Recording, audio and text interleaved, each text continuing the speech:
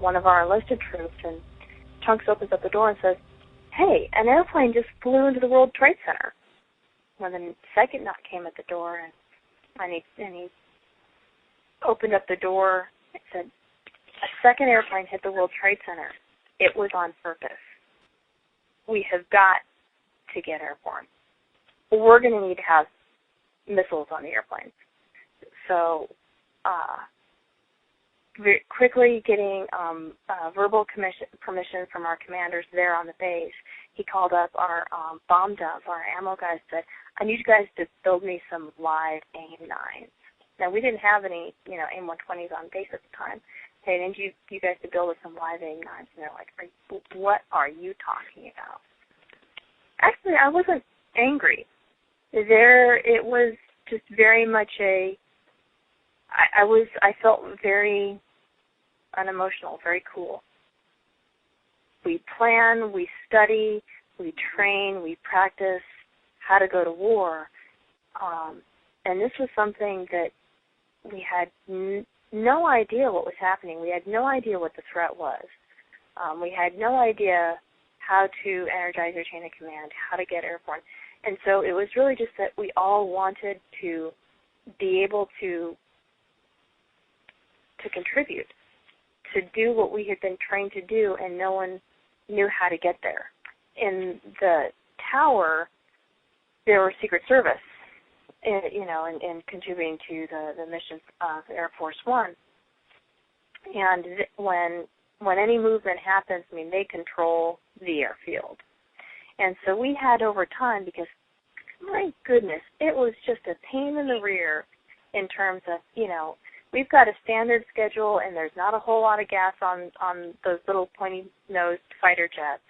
So having to hold out at Nottingham while you're waiting for, this big airliner to land, or, sitting on the ramp watching your fuel tank just go from, here to zero, while you're waiting for him to load up and move around and take off, was very frustrating for us in peacetime. Like, wait a second, don't you understand? We're on the good guy side. To give you some idea of what had been going on in the background, early that morning we had a 3-ship takeoff. They still had tours on board. So they went down to Air Force Air, which is in Carolina, to a bomb range.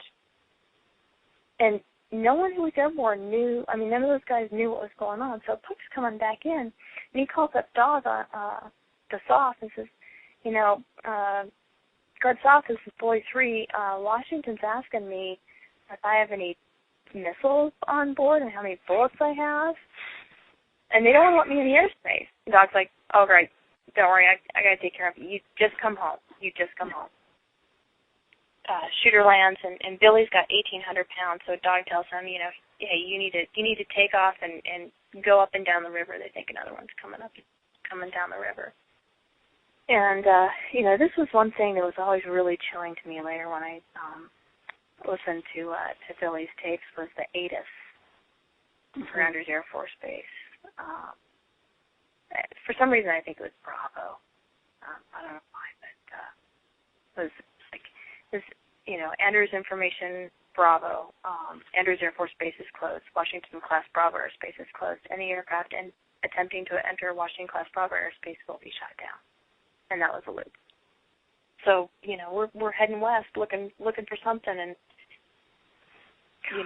after a certain point, we got far enough away that we were both pretty nervous about getting as far northwest as we did. That South had said we need to ranch house, and we had gotten far enough away at that point in time that then on the way back home, I was able to get a platform back.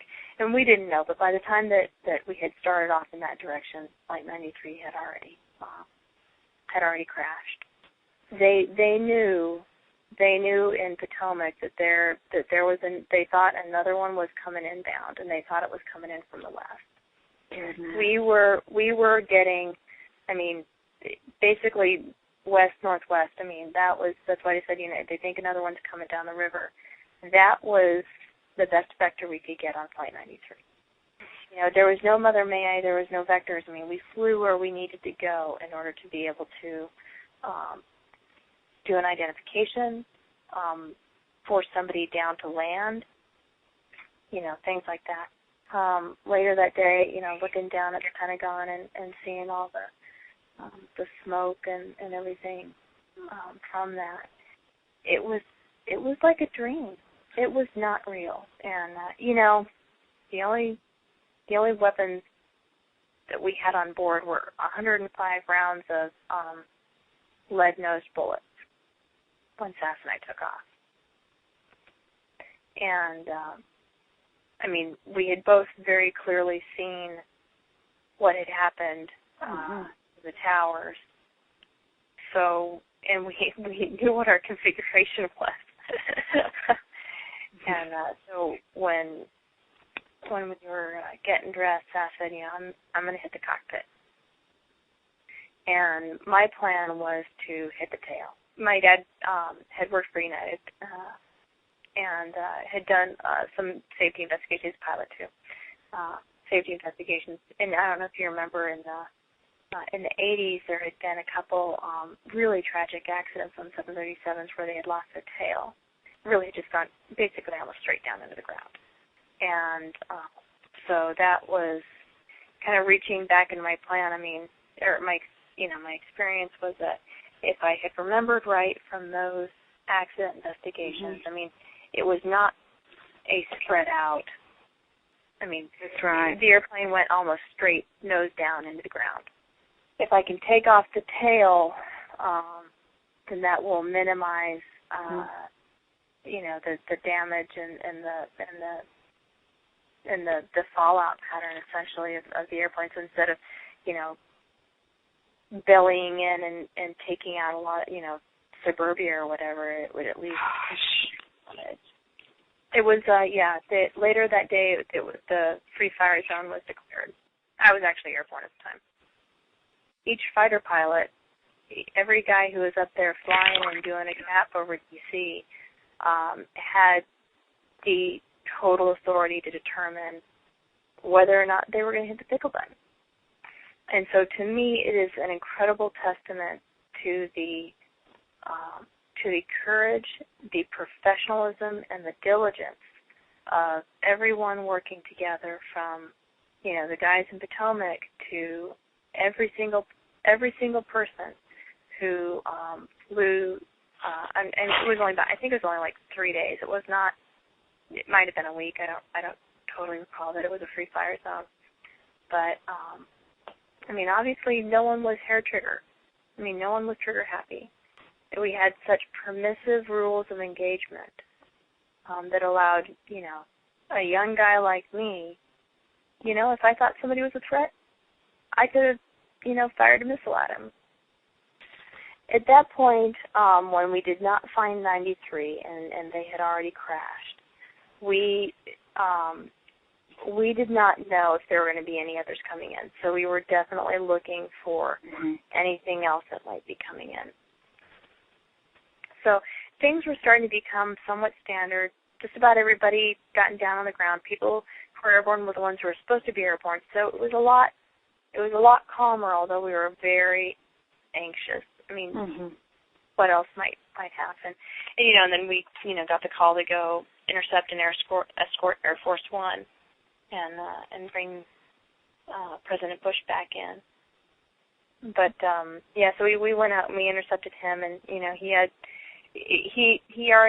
a fighter escort with him, and then we were additional support for him. I was point, so I don't know if I was going to flush out any missile or bad guys or whatnot, but I flew in front to lead Air Force One in, and then cleared the airfield to make sure that there weren't going to be any issues. And I feel like I was accidentally involved in history. And in looking back on it, obviously at the time, the emotion and the experience was,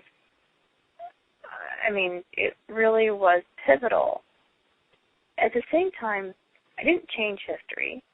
I didn't save anybody. I didn't alter the direction of, or prevent disaster or anything like that. So although we were reacting, and it was a very emotional experience, I'm still humbled by being an accidental participant